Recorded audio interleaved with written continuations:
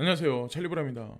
코인 시장이 안 좋아서 도지코인이 하락을 했는데 일론 머스크가 트위터 CEO를 사임했다고 그래서 그 얘기를 거기다 붙이면서 지금 뭐 이 얘기가 나오는데 아니면 새로운 CEO가 어떤 사람인지 그 인물에 관해서 막 밝혀진다면 도지코인이 다시 급등을 하겠네요. 근데 저는 결정적으로 이 앨런 머스크라는 이 인물 자체가 도지코인을 결국엔 가상자산 시장에서 트위터를 중간에 두고 트위터 내의 구조에서는 이 도지코인을 중심에 둘 거라고 저는 이제 생각을 하거든요.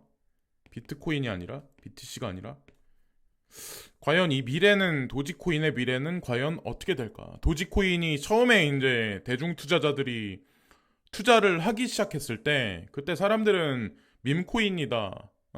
되게 상당히 많이 그렇게 얘기를 많이 했었죠. 그리고 지금 요즘에는 페페코인인가? 그게 이제 급등을 하면서 도지코인에 관한 어떤 그 중요성이 사실상 좀 흐려지긴 했는데 어쨌건 뭐 너무 이런 거에 신경 쓰지 마시고 그냥 도지코인에 물려 계신 분들은 그냥 끝까지 밀어붙이시는 게 좋지 않을까라는 생각을 하나 하게 됐고, 자 여기서부터 이제 큰 그림을 좀 말씀드리려고 해요.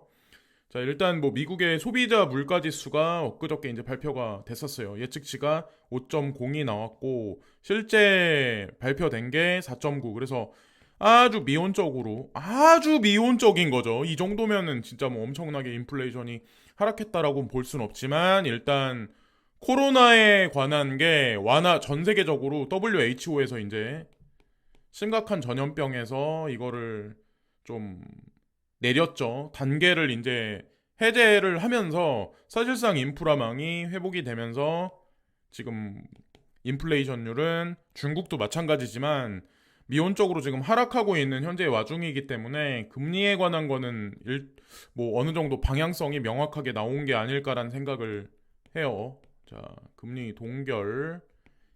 과연 이 금리 동결 구간이 언제서부터 언제까지냐가 전 중요하다고 생각하거든요. 이 금리 동결 구간에 따라서 우리가 원하는 상승장의 구간이 명확성이 정해진 게 아닐까라는 생각을 해요. 거기다가 또 하나 이제 웃긴 거는 주중 EU 대사가 중국, 러시아군, 뭐 우크라이나 철수 등 공정한 평화 도와야. 그래서 이 우크라이나 협상에 관한 거는 사실 없는 것 같지만 사실 지금 진행 중이다라는 거를 우리가 간과하면 안 된다라고 이제 전 생각을 하거든요. 그리고 우크라이나에서 러시아에 대반격하겠다고 얘기가 나왔었는데 기사를 아마 찾아보시면 아시겠지만 우크라이나의 대반격은 없을 거야라고 다시 기사가 번복돼서 얘기가 나왔었어요. 그러니까 대중을 어떻게 생각하냐. 한마디로 개돼지로 생각을 하는 거예요. 그러니까 사실상 우크라이나 대반격은 원래서부터 없었던 건데 시간 끌기를 하는 거죠.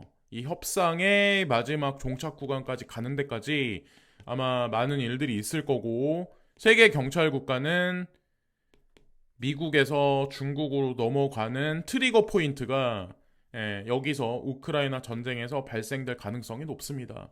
일반 대중들은 이런 일은 없을 거야라고 얘기를 하지만 그 사람들은 2027년이 되면 아마 이 방향성에 모호함에서 아마 그거를 명확성을 언급을 할 거예요. 지금은 말도 안 돼. 라고 아마 인지를 하겠지만 8달러를 제가 아무리 얘기를 해봐야 뭐 지금 당장 뭐 몇 개월을 보고 이건 말도 안 돼. 브릭스, 오페크 플러스가 어떻게 경제 규모에서 G7을 압도해라고 이제 그분들은 주장을 하겠죠. 근데 이미 지표는 나와 있어요. 2020년을 어, 트리거로 해서 그 포인트를 찍고 이미 오페크 플러스와 브릭스 국가가 G7을 압도했습니다. 그건 뭐 아는 사람은 다 아는 얘기고 중국인들이 국경 열리자 앞다퉈 홍콩은행 계좌 개설 이거랑 어떤 거랑 같이 보셔야 되냐면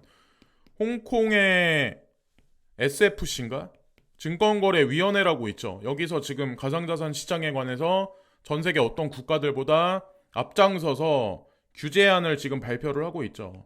근데 중국 본토인들 위험 회피 위해서 일부 자산 홍콩으로 이걸 보시면 중국 자본이 어떤 식으로 홍콩으로 들어가고 홍콩은 가상자산 시장에 관해서 제도권 규제안을 내놓으면 자, 중국 자본이 여기 섞입니다. 그래서 상승장은 중국 주도가 되는 게 메커니즘적으로 얘기가 되죠. 설득력이 있는 전 공식이라고 생각하거든요. 자, 이거랑 이제 중국이 CPI가 발표가 됐어요. 인플레이션 지수가 발표가 되는데 미국과 같이 미국보다 조금 더 인플레이션율이 하락률이 크거든요. 그래서 미국은 금리를 동결하지만 중국은 금리를 인하합니다. 그래서 유동성이 G7보다 훨씬 높은데 그 유동성이 홍콩으로 이동해서 이게 가상자산 시장으로 들어오지 않을까라는 생각을 저는 이제 하고 있어요. 그리고 자가격리 축소 없이 바로 해제. 그래서 이런 얘기. 근데 이거는 한국에 국한된 얘기가 아니라 WHO가 이제 공식 성명을 했기 때문에 전 세계가 코비드에 관해서 이 해제한다는 의미는 사실상 이게 공급망 회복하고 엮여 있기 때문에 인플레이션율은 잠정적으로 하락을 합니다.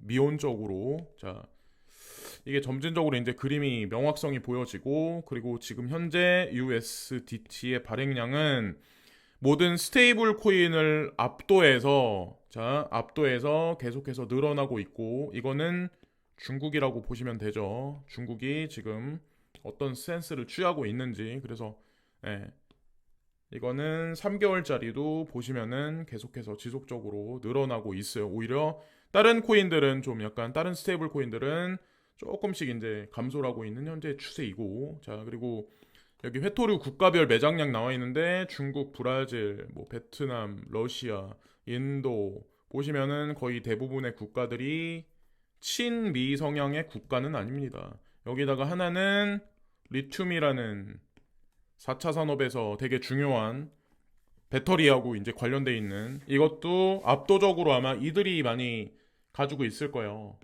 그래서 이걸 제가 말씀드린 이유는 자원에 관해서 곡물 자원에 관한 그런 얘기까지는 안 드릴게요. 다 여기까지만 말씀드리면 아마 인지를 하실 것 같고 G7은 과연 여기서 어떤 위치에 있는지 그게 더 중요하다고 생각을 합니다. 자, G7에 있는 많은 국가들 중에 아시겠지만 독일이나 프랑스는 이미 친미 쪽에서 중국 쪽을 우크라이나 분쟁도 그렇고 중국이 힘을 써줘야 된다 막 이런 식으로 지금 언급을 하고 있고 영국은 지금 중립의 단계에서 약간 지금 중국 쪽으로 넘어가고 있는 현재의 단계죠.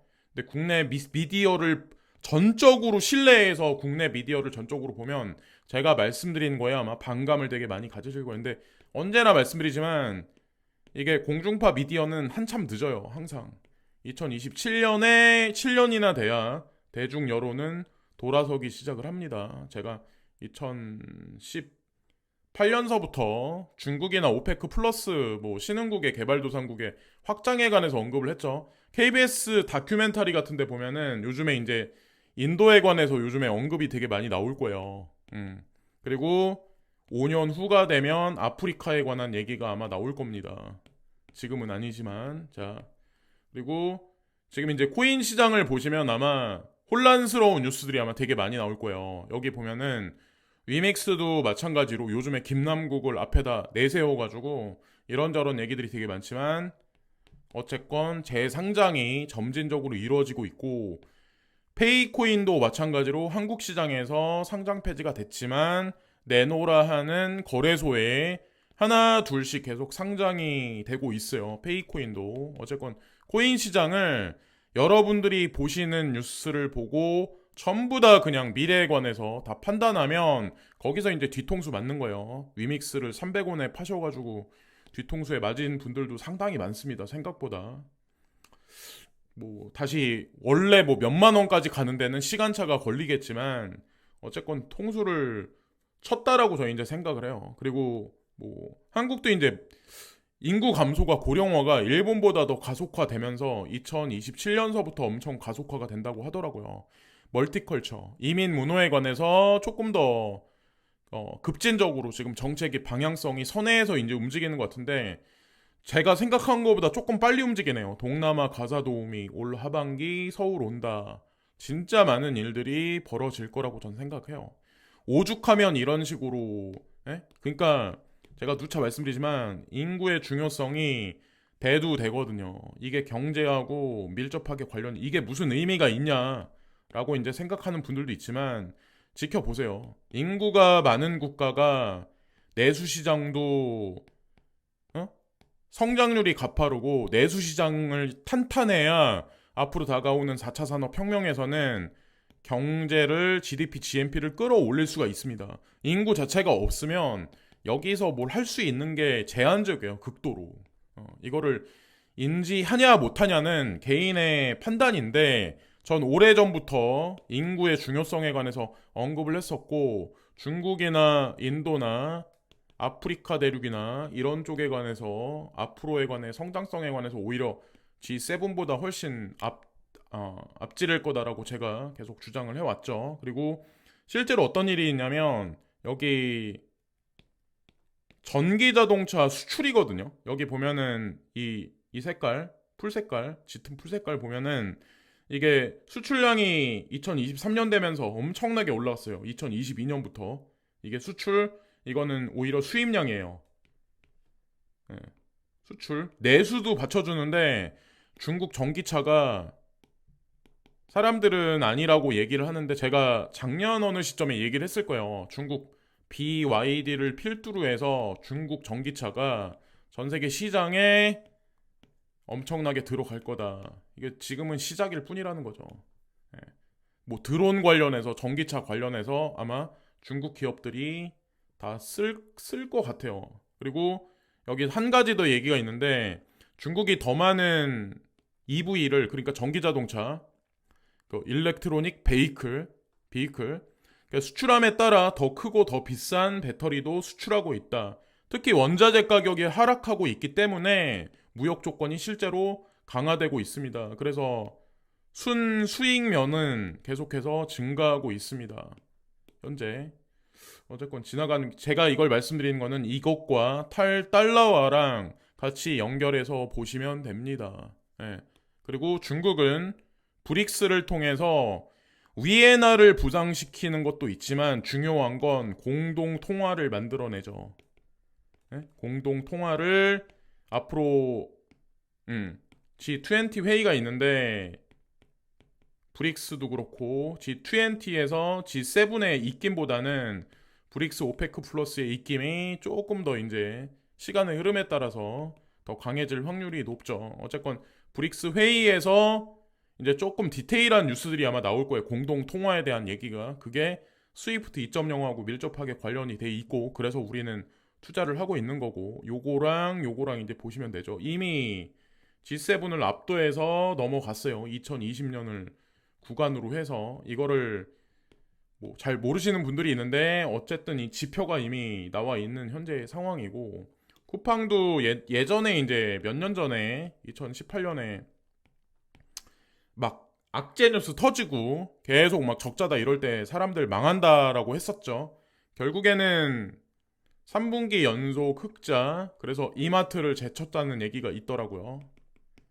이제 신세계를 제치는 날이 머지 않았고 오늘 아침에 오전에 나온 뉴스를 보면 손정희 회장이 뭐 2년 연속 소프트뱅크 적자란 얘기가 있는데 그걸 보고 사람들은 비웃고 있더라고요. 자, 손정희 회장은 대중을 비웃지 않을까요? 그 사람은 개인은 한 달, 두 달짜리, 1년짜리 그림을 그리지만 손정희 회장 같은 사람은 소프트뱅크를 통해서 비전 펀드를 통해서 수십 년짜리 그림을 그리는 사람이에요. 이 그림을 어떻게 그리냐에 따라서 뭐 모든 기업의 아니면 개인의 어떤 그 결과가 달라지겠죠. 쿠팡도 오래전부터 투자를 계속 진행하면서 큰 그림을 그려왔는데 이제 이제 수익으로 돌아갔다는 거는 사실 큰 그림 차원에서 시작점이죠. 이제 시작점이라. 예, 제가 자율주행이나 드론 배달, 인공지능 시스템이 들어가면 그게 법 안에서 제도권 수용이 되면 가장 먼저 치고 나갈 게 쿠팡이다라고 제가 예전서부터 말씀드렸던 것 같아요. 어쨌건 그렇습니다. 지금 벌어진 뭐 테라 루나 관련해서 소프트뱅크하고 뭐 이렇게 연결을 시키면 좀 안 좋은 얘기들이 많긴 하지만 뭐 어쩌겠어요. 그러나 이들은 이런 여러 가지 그림을 그리고 있다는 거죠. 예. 자, 여기까지 말씀드리면서 오늘 방송을 마치겠습니다. 그래서 뭐 자세한 내용은 중국에 관한 얘기, 특히나 뭐 홍콩에 가서 중국인들이 어떻게 계좌를 틀 수가 있을까? 그러면 중국 자본과 과연 무슨 관련이 있을까? 그러면 중국 자본이 뭐 홍콩으로 들어가면 가상자산 시장과 과연 무슨 관련이 있을까? 다 이렇게 매칭을 시켜보면 사실 거기에 정답이 있거든요. 여기까지만 말씀드리면서 오늘 방송을 마치겠습니다. 감사합니다.